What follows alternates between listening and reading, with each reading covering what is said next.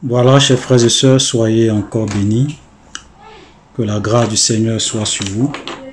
Nous allons continuer notre étude. Donc, pour ceux qui nous prennent en marche, nous sommes en train de faire une étude chapitre par chapitre, verset, bon, chapitre par chapitre, pas verset par verset, plutôt chapitre par chapitre de tout le livre de Matthieu. Donc, la dernière fois, nous avons fini le chapitre 8. Donc, aujourd'hui, nous allons commencer le chapitre 9.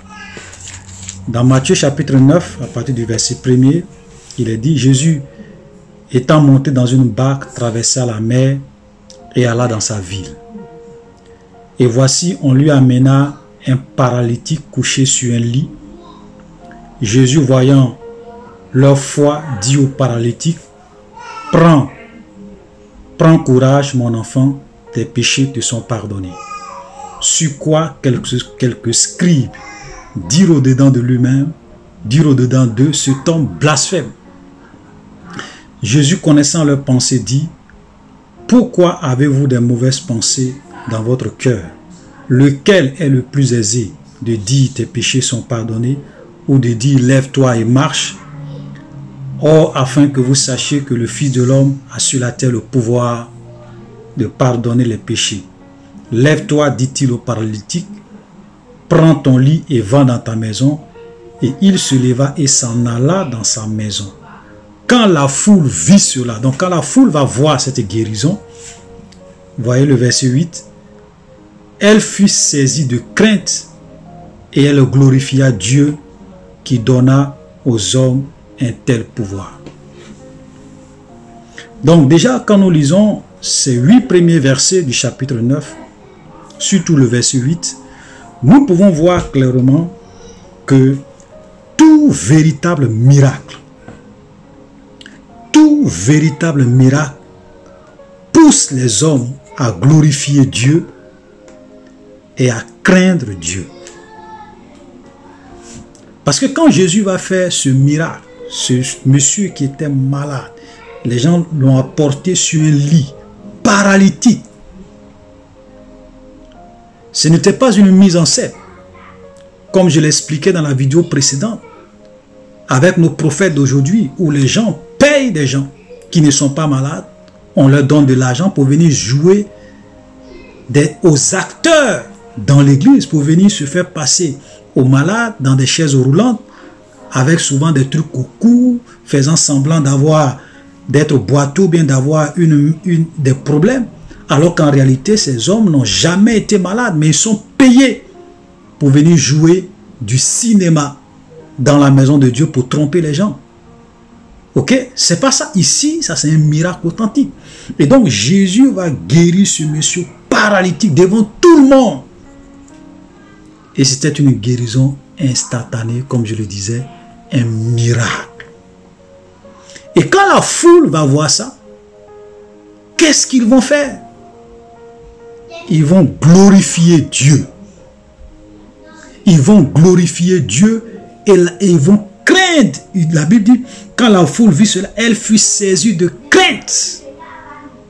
Ok? Elle fut saisie et elle glorifia Dieu qui a donné aux hommes un tel pouvoir. Vous comprenez? Donc un véritable miracle pousse toujours les hommes à glorifier Dieu. Pousse les hommes à avoir la crainte de Dieu. Mais aujourd'hui, les miracles que nous voyons dans beaucoup d'églises, c'est plus pour glorifier un homme.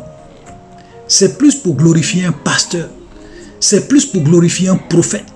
Vous voyez même souvent quand les gens viennent rendre un témoignage, oui, je dis merci au prophète, je dis merci au prophète, parce que quand je suis venu, le prophète a prié pour moi, j'ai été... C'est-à-dire que la gloire n'est pas donnée à Dieu, mais tout est fait pour qu'un homme soit mis sur un piédestal, un homme soit glorifié, un homme soit honoré.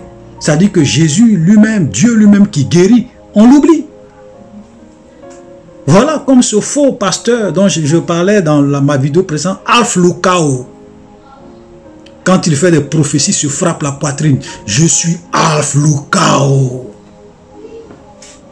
Ou bien des plaisantins aujourd'hui dans les églises qui sont là. Est-ce que je peux prophétiser? Prophétise, prophétie. Est-ce que je peux prophétiser? Oui, homme de Dieu, prophétise. Ça, c'est une église, ça. Ce sont des églises, ça. Les gens viennent dans la maison de Dieu pour faire du spectacle. Ils viennent dans la maison de Dieu pour se produire, pour se vanter, pour faire du fanfaronnade. Des fanfarons et des orgueilleux. Ils sont à l'image de leur père, le diable. Parce que Satan était chassé du ciel à cause de son orgueil et de son manque d'humilité.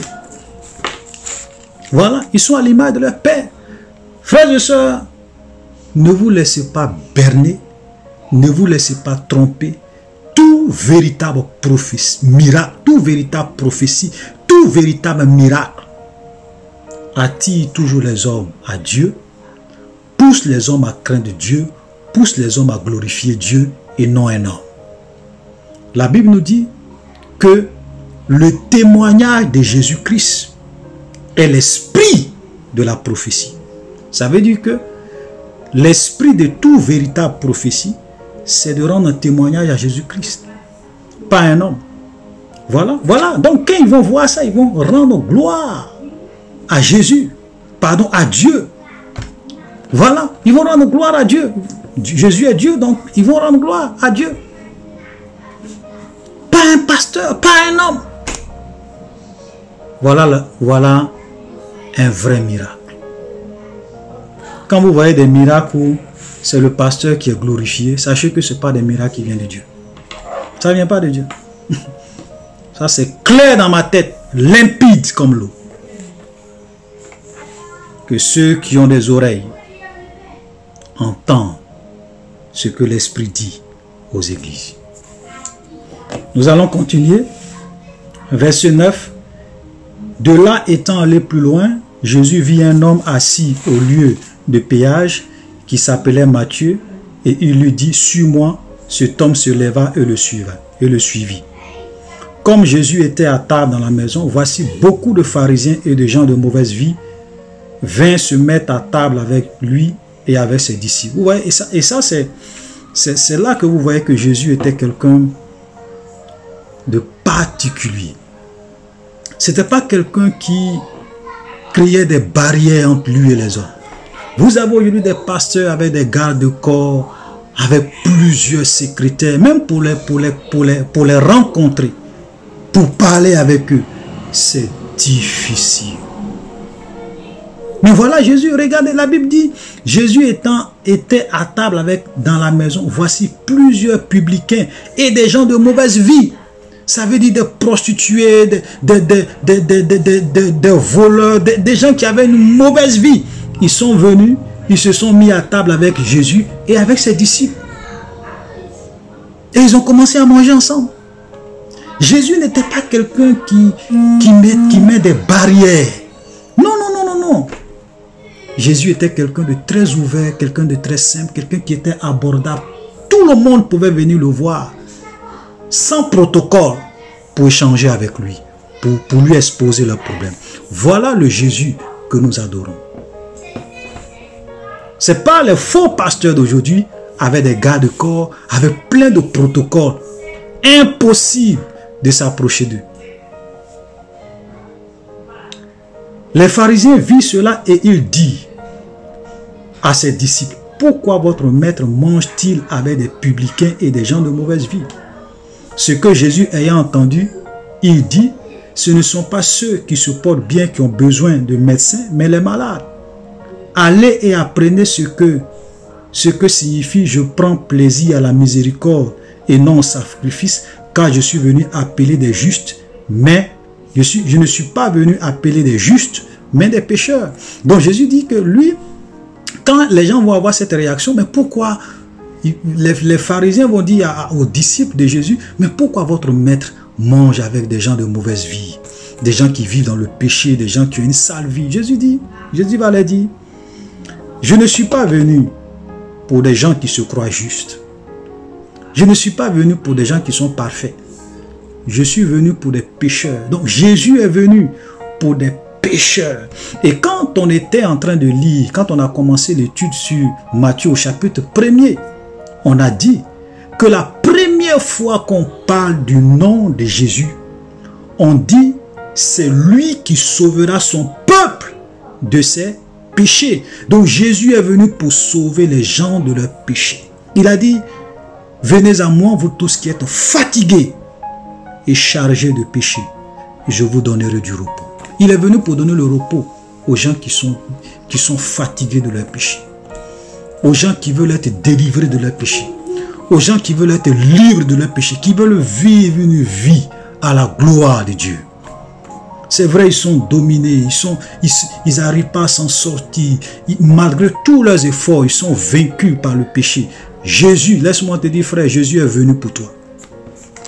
Il est venu pour te délivrer de tes péchés, pour que tu sois quelqu'un qui mène une vie à la gloire de Dieu. Il n'est pas venu pour les justes. Il n'est pas venu pour des gens qui se croient parfaits. Il n'est pas venu pour des gens qui se croient arrivés. Mais il est venu appeler à la repentance les pécheurs. Voilà. Alléluia. Donc voilà ce que Jésus va leur dire. Je suis venu pour les pécheurs. Je ne suis pas venu pour les justes. Ça, c'est quelque chose que nous devons retenir concernant ce Jésus qui est venu, pas pour les justes, mais pour les pécheurs. Verset 14. Alors les disciples de Jean vinrent auprès de Jésus et dit, pourquoi nous et les pharisiens jeûnons-nous, tandis que tes disciples ne jeûnent point? Voilà, vous voyez. Et ça, aujourd'hui, c'est souvent un problème. On aime très souvent nous comparer aux gens. Pourquoi celui-là fait ça? Pourquoi nous on fait ça et puis celui-là ne fait pas?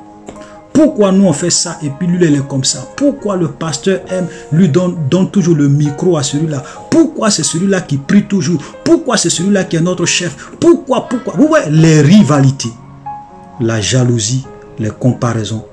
Aujourd'hui, créer beaucoup de problèmes et de frustration dans les cœurs des gens. Ouais, voilà, les disciples de Jean vont venir dire, mais Seigneur, nous on jeûne. Pourquoi toi tes disciples ne jeûnent pas? Mais s'ils ne jeûnent pas, est-ce que cela vous regarde? Voilà. Celui-même qui est leur maître, Jésus même qui est leur maître, ne leur a jamais dit pourquoi vous ne jeûnez pas. Mais vous qui n'êtes même pas les disciples de Jésus, c'est vous qui venez dire à Jésus, mais pourquoi nous on jeûne? Pourquoi les disciples des pharisiens jeûnent? Et puis toi tes disciples ne jeûnent pas. Vous voyez? C'est-à-dire que dans la vie, quand vous voulez toujours vous comparer aux gens, vous allez toujours vivre une vie de frustration. Vous allez toujours vivre une vie où vous n'êtes pas épanoui, vous n'êtes pas heureux. Parce que vous vous comparez toujours aux gens. Frère, un enfant de Dieu, ce n'est pas celui qui se compare aux gens.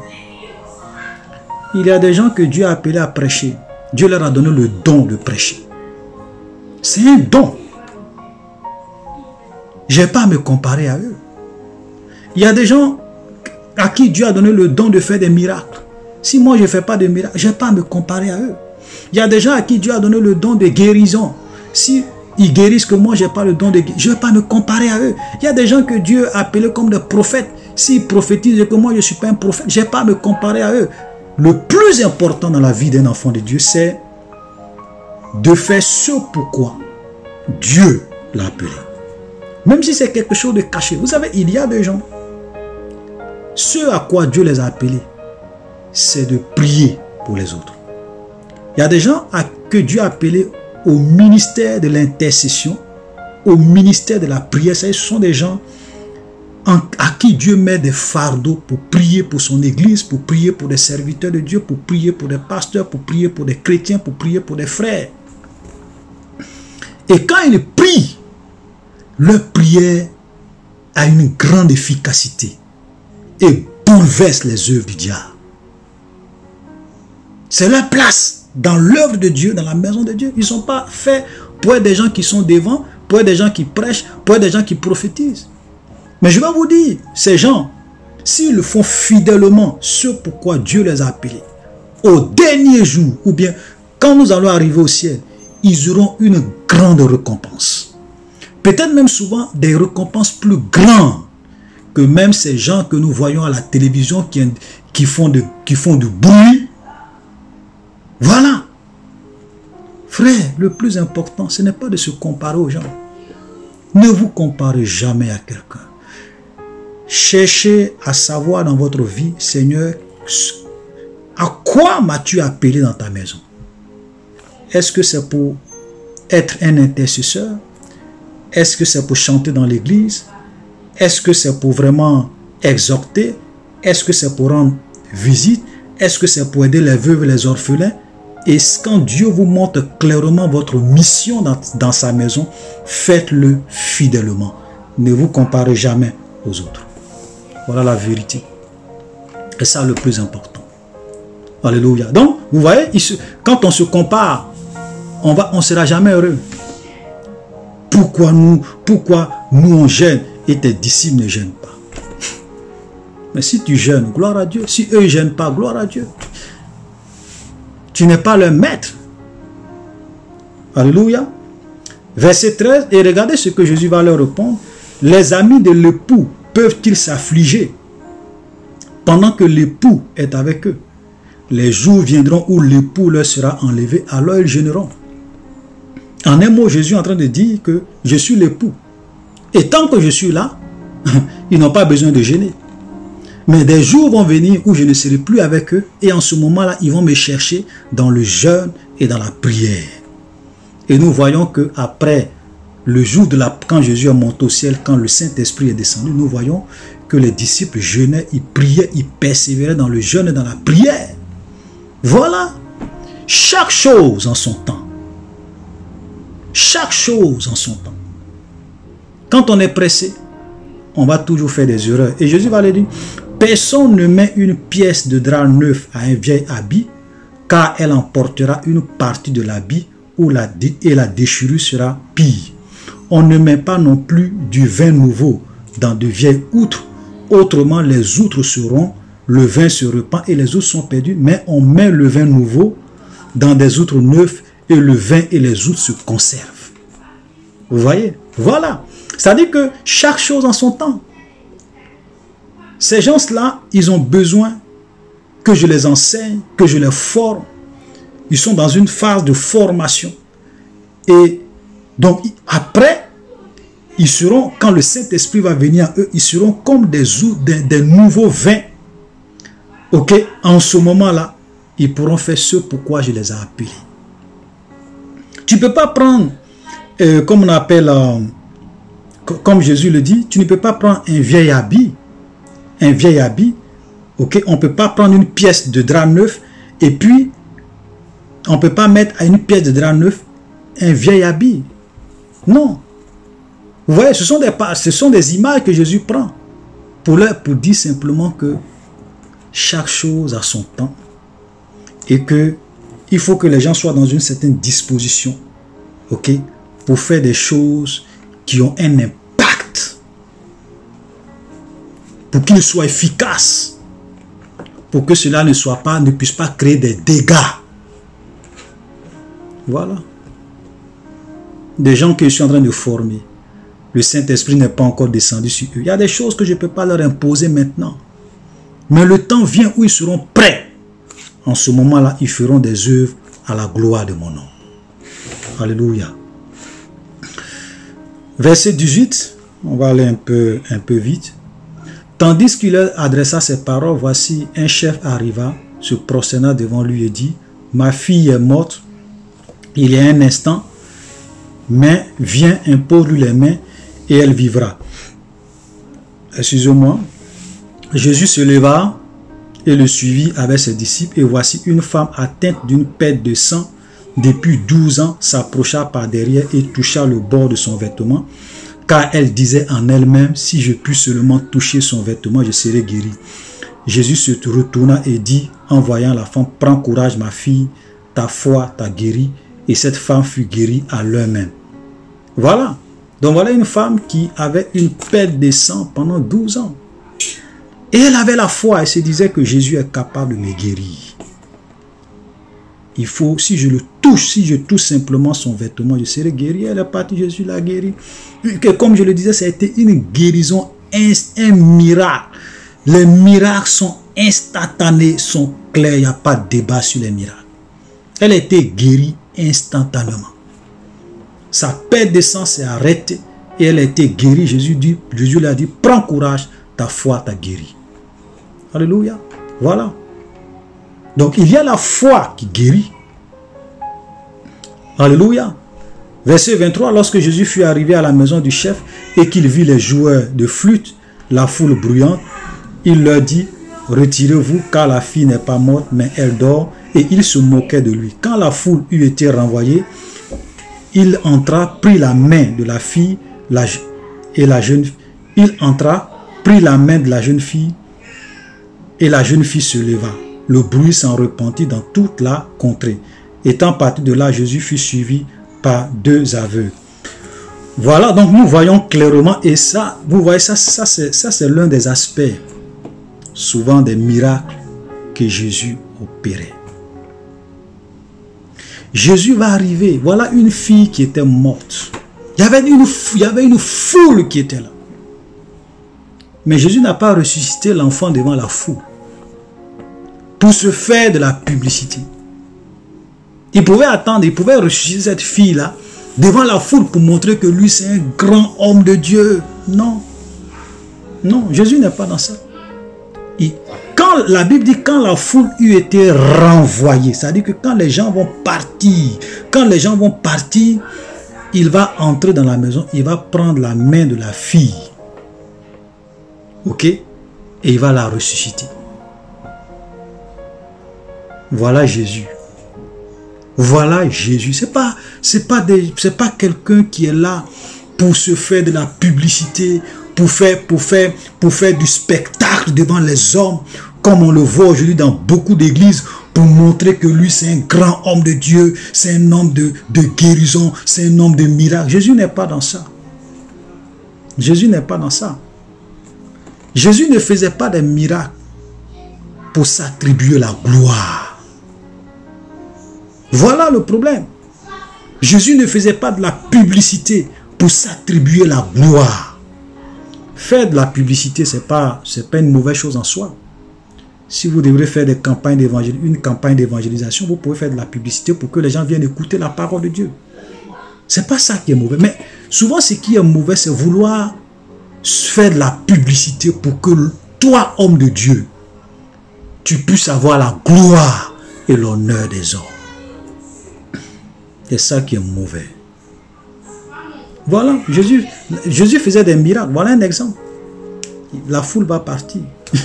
Alléluia. Il pouvait attendre. Mais pourquoi? Mais parce que Jésus n'était pas impressionné par la foule. Il ne faisait pas ces miracles pour impressionner les gens. Il ne faisait pas les miracles pour s'attribuer la gloire. Il ne faisait pas les miracles pour que les gens le suivent. Voilà. Si Jésus faisait les miracles pour que... Il allait faire ça devant cette foule. Au moment où il y avait du monde, il va rentrer, il va ressusciter. Voilà le Jésus que nous servons, que nous adorons. L'humilité et la simplicité dans tout ce qu'il faisait. Alléluia. Voilà. Moi, je suis souvent, je crois, j'avais vu une fois une histoire d'un pasteur qui voulait ressusciter DJ Arafat. Voilà, ce chanteur qui a passé toute sa carrière musicale en train de glorifier le diable, chanter pour la gloire du diable, il est mort. Et un pasteur dit que non, Dieu l'a appelé, lui il va aller ressusciter DJ Arafat. Vous savez, quand vous lisez la Bible, vous allez vous rendre compte que Jésus, ce n'est pas lui qui courait derrière les gens pour faire des miracles. Non. Jésus ne courait pas derrière les gens pour dire, oui, ta fille est malade, je vais le guérir. Non, ton enfant est mort, je vais le ressusciter. Dieu m'a dit de venir, je vais le ressusciter. Jésus n'est pas dans ça. Ce sont les gens qui venaient voir Jésus pour solliciter son aide. Un homme de Dieu, c'est quelqu'un qui doit être digne. Ce n'est pas lui qui court derrière les gens pour dire, je vais prier pour que ton fils soit guéri. Je vais prier pour que DJ Arafat soit ressuscité. Tu es un serviteur de Dieu. Suis les pas de Jésus. Jésus ne court pas derrière les... Regardez tous les... Vous avez une fois vu Jésus. Allez solliciter quelqu'un pour lui dire, je vais faire un miracle pour toi. Allez faire audience Non, laissez-moi, je vais prier pour lui, pour qu'il soit guéri. Non, non, non, Jésus n'est pas dans ça. Non, ce sont les gens qui venaient le voir. Et même souvent, quand les gens même viennent vers lui dire, qu'est-ce que tu veux que je fasse pour toi? Et la personne dit, Seigneur, je veux que tu sois guéri. Même quand il allait à la piscine de Bethesda, il a vu ce monsieur qui était malade depuis 38 ans. Il lui a dit quoi? Il lui a posé une question. Veux-tu être guéri? Si tu ne veux pas être guéri, je m'en vais. Veux-tu être guéri? Et c'est l'homme lui-même qui va dire, oui Seigneur, à chaque fois que je veux tomber, il y a quelqu'un qui descend. Et Jésus lui a dit, ok, lève-toi, prends ton lit et marche. Lève-toi, tu es guéri. Et le monsieur a été guéri.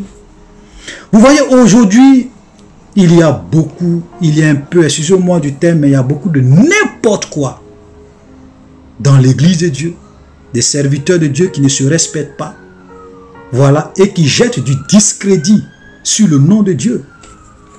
Tu dis non, Dieu m'a parlé, je dois venir ressusciter Didier Arafat. Et vous voyez, ce qui est ridicule, c'est que les gens ne l'ont même pas permis de prier sur le corps de Didier Arafat. Didier Arafat a été enterré. Cela prouve que ça ne venait pas de Dieu, frère. Un vrai homme de Dieu, ce n'est pas lui qui court derrière les gens. Ce sont les gens qui courent derrière lui. Ce sont les gens qui viennent voir à France. Et selon la conviction que Dieu lui donne, en ce moment-là, il se lève pour aller faire l'œuvre de Dieu. Regardez toutes les guérisons, les miracles, les résurrections que Jésus a opérées. Ce n'est pas Jésus qui allait demander audience pour dire que je veux ressusciter votre enfant. Ce sont les gens eux-mêmes qui viennent voir Jésus et Jésus se lève à leur demande et s'en va opérer le miracle. Voilà les vrais serviteurs de Dieu. Voilà les vrais serviteurs de Dieu. Donc quand moi j'ai entendu ça, je savais que, quand j'ai entendu que non, il y a un pasteur qui dit que Dieu l'a envoyé pour venir ressusciter Didier Arafat, que les parents de Didier Arafat lui permettent de prier pour Didier. Je savais que tout ça c'est du n'importe quoi. Dieu ne travaille pas comme ça. Voilà. Voilà. Et puis, souvent même, vous allez vous rendre compte que quand on prend le cas de cette femme, où les gens étaient en train d'aller enterrer son fils, et Jésus est venu, Jésus les a rencontrés en train d'aller enterrer l'enfant. Jésus a arrêté le cortège. Et sur le champ, Jésus a prié l'enfant, l'enfant s'est reçu, il a donné l'enfant à sa mère. Voilà. Donc, si ce pasteur, vraiment, Dieu l'avait envoyé, le Seigneur allait disposer les choses pour que il arrive devant le corps et qu'il prie pour que ce monsieur se réveille. Voilà. Frères, faisons beaucoup attention. Parce qu'aujourd'hui, il y a beaucoup de manipulations. Il y a beaucoup de mensonges. Il y a beaucoup de désordre. Et ça fait que l'Église a une image ternie aujourd'hui dans le monde. Les gens prennent des chrétiens pour des plaisantins. Les gens prennent des chrétiens pour des faux à cause de tous ces pasteurs qui ne savent pas se faire respecter, qui se ridiculisent, qui disent que Dieu les a envoyés alors que Dieu ne les a pas envoyés. Voilà. Dieu ne peut pas t'envoyer pour aller prier pour quelqu'un, pour le ressusciter des morts. Et puis les gens vont t'empêcher de prier pour cette personne. C'était une parenthèse. Donc nous allons continuer.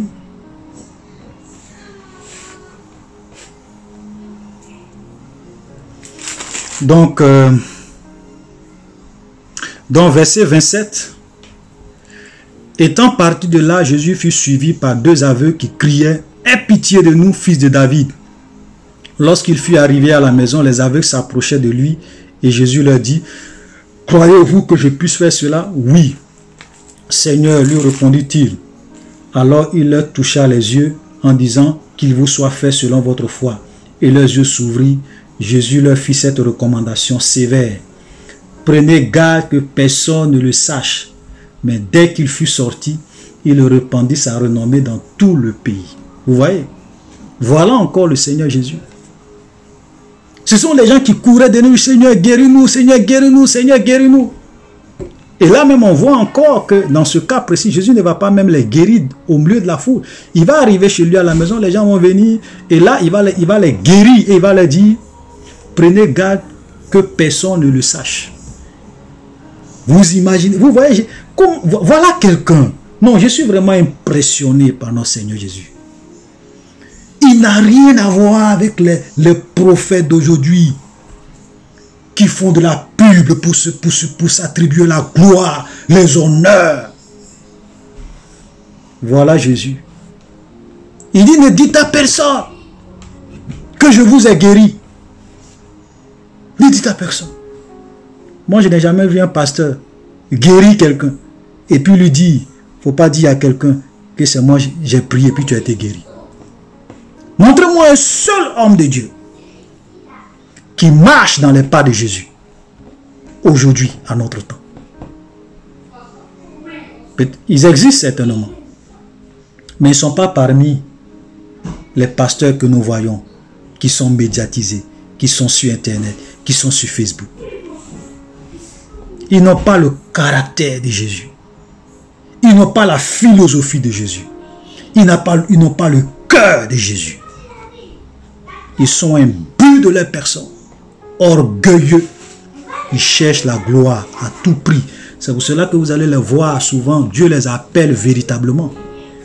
Mais ils finissent dans la magie, ils finissent dans la franc-maçonnerie, ils finissent dans le satanisme, ils finissent dans le mysticisme, ils finissent dans la sorcellerie, ils finissent en allant cherchant des pouvoirs occultes. Pourquoi?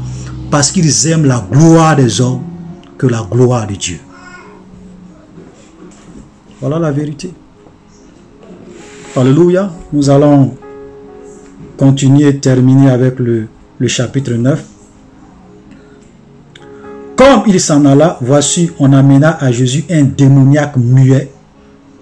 Le démon ayant été chassé, le muet parla, et la foule étonnée disait, jamais pareille chose ne s'est vue en Israël.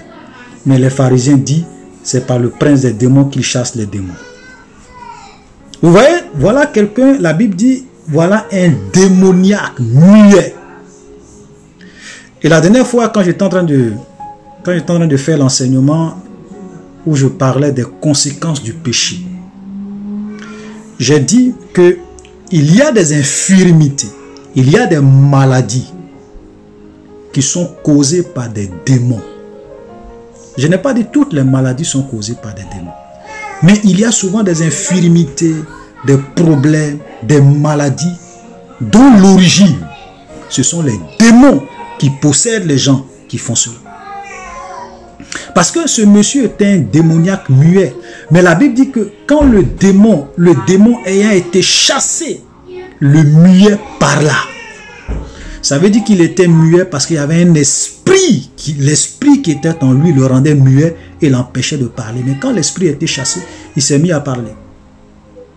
Donc voilà la preuve qu'il y a beaucoup de problèmes que les gens ont aujourd'hui. Beaucoup de difficultés, beaucoup de misère, beaucoup de maladies, beaucoup d'infirmités qui sont causées par des démons qui sont entrés dans leur vie par leur vie de péché.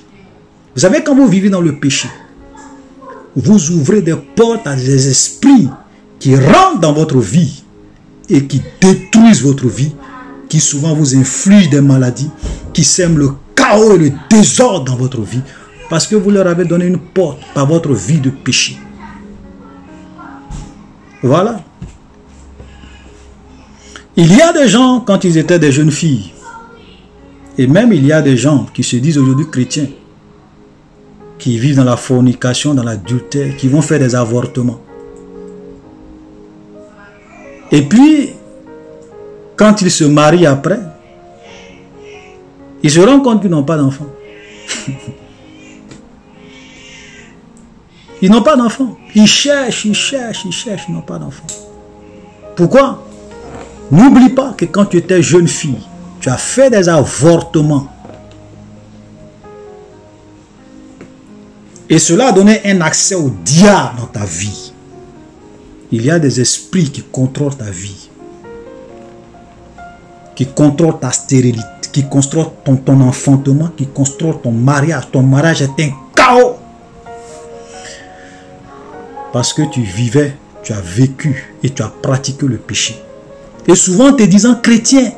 Là encore c'est grave parce que si tu es païen que tu viens, Dieu te pardonne, Dieu te libère. Mais souvent chrétien. Voilà. Voilà. C'est pour cela que nous devrons faire beaucoup attention. Vous avez des jeunes filles qui se disent aujourd'hui chrétiennes, qui trichent avec leur couple, qui trichent avec leur fiancé, qui trichent avec leur mariage, qui trichent avec leur mari, ou bien des maris qui trichent avec leurs femmes. Et puis un jour, il y a une maladie qui les frappe. Ils vont à l'hôpital, on fait tout, ils ne sont pas guéris. Pourquoi? Parce qu'ils ont laissé le diable entrer dans leur vie. Ils ont laissé des démons entrer dans leur vie. Et tant qu'ils ne vont pas se repentir sincèrement, aller confesser leurs péchés, pleurer, abandonner leurs péchés, le démon qui est entré dans leur vie va continuer à contrôler leur vie jusqu'à leur mort. Frère, les gens s'amusent avec le diable. Frère, Satan n'est pas là pour s'amuser. Le diable n'est pas là pour ça. Vous pouvez vous amuser. Vous pouvez vous amuser avec le péché, avec votre vie. Mais Satan, lui, il est très au sérieux. Les démons sont très au sérieux. La Bible dit que le diable rôde comme un lion rugissant, cherchant qui il dévorera. Une fois, je le disais, j'ai dit souvent, il y a des gens qui viennent vous faire des propositions et disent non, il faut passer une seule nuit avec moi. Tu auras le travail, tu auras le financement pour ton projet, tout. Vous vous dites que c'est une seule nuit. Il y a quoi de mal une seule nuit? Je vais passer avec cet homme, il va me financer, il va me donner le boulot, il va vraiment m'aider financièrement. Vous pensez que c'est une seule nuit. Mais cette nuit que tu as passée avec ce monsieur, il y a un esprit qui est rentré dans ta vie, qui va contrôler ta vie. Ton mariage sera vraiment une confusion. Peut-être même tu ne vas jamais te marier parce que les démons vont t'empêcher de te marier. Et même si tu te maries, ton mariage sera un chaos. Parce que tu as passé une seule nuit avec quelqu'un. Et à travers cela, il y a un esprit qui est entré dans ta vie. Voilà un exemple. Voilà. La Bible dit, quelqu'un qui était un démoniaque muet, ça veut dire qu'il ne pouvait pas parler parce qu'il y avait un esprit qui était en lui qui l'empêchait de parler. Mais quand le démon a été chassé, le muet parlait. Il y a des réalités, frères, dans ce monde qui nous transcendent. Il y a des vérités dans ce monde qui nous transcendent. Il faut lire la Bible pour comprendre ces choses. Le péché, ce n'est pas du jeu. Le diable n'est pas en train de s'amuser. Faisons beaucoup attention dans notre vie. Nous allons terminer. Comme Jésus parcourait tous les villes et les villages, enseignant dans les synagogues, prêchant la bonne nouvelle du royaume, guérissant toute maladie et toute infirmité. Voyant la foule, il fut ému de compassion pour elle, parce qu'elle était languissante et abattue comme des brebis qui n'ont point de berger. Alors il dit à ses disciples, la moisson est grande, mais il y a peu d'ouvriers. Priez donc le maître de la maison d'envoyer des ouvriers dans sa moisson. Donc Jésus va regarder cette foule et il va être ému de compassion. Parce qu'il voyait que cette foule-là était comme des brebis qui n'ont point de berger. Frères, aujourd'hui, l'église du Seigneur souffre. Beaucoup de chrétiens sont comme des brebis qui n'ont pas de berger. Beaucoup d'enfants de Dieu sont comme des brebis qui n'ont pas de berger. C'est-à-dire qu'ils sont emportés par tout vent de doctrine, par tout vent de faux pasteurs, par tout vent de faux prophètes. Pourquoi? Parce qu'il n'y a pas de vrai berger pour les conduire à une vie de repos, à une vie de tranquillité, à une vie de paix, de stabilité.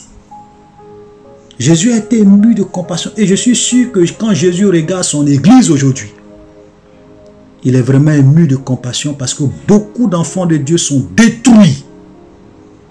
Parce qu'il n'y a pas de vrais. Les vrais bergers sont vraiment rares. Des bergers qui pleurent pour le peuple de Dieu, qui se soucient de la vie du peuple de Dieu, qui se soucient du salut du peuple de Dieu, sont vraiment rares. La plupart des gens qu'on appelle des bergers sont intéressés par l'argent, sont intéressés par la gloire du monde, sont intéressés par le fait d'avoir beaucoup de personnes qui viennent dans leur église, mais ce n'est pas le salut des brebis qui les intéresse.